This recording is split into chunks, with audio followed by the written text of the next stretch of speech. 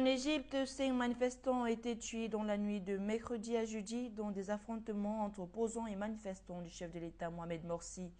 Il s'agit des pires violences depuis l'élection du premier président islamiste d'Égypte qui a divisé le pays en renforçant ses pouvoirs.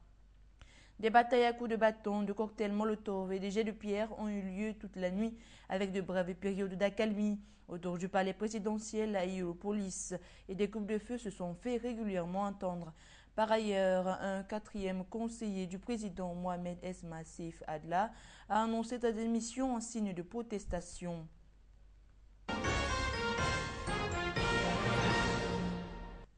La crise des Syriens en Tunisie s'aggrave. Le principal syndicat du pays a appelé mercredi à une grève générale le 13 décembre dans l'ensemble du pays, engageant un bras de fer avec les islamistes au pouvoir en pleine crise politique et sociale. C'est tout juste avant le deuxième anniversaire de la révolution.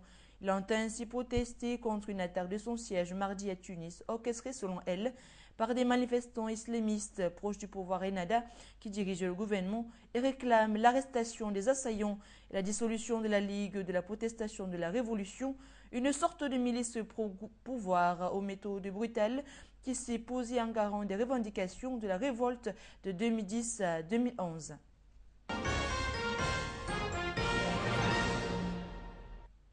Et le Mali a réclamé hier au Conseil de sécurité de l'ONU d'agir vite pour autoriser le déploiement d'une force militaire internationale afin de reconquérir le nord du pays contrôlé par des groupes rebelles.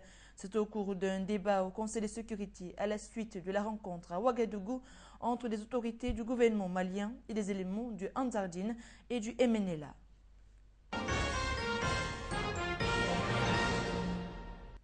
Et pour terminer, en RDC, les rebelles du M23, après s'être retirés de Goma, vont désormais entrer dans des négociations qui s'annoncent difficiles avec Kinshasa, leur ordre du jour portant à controverse.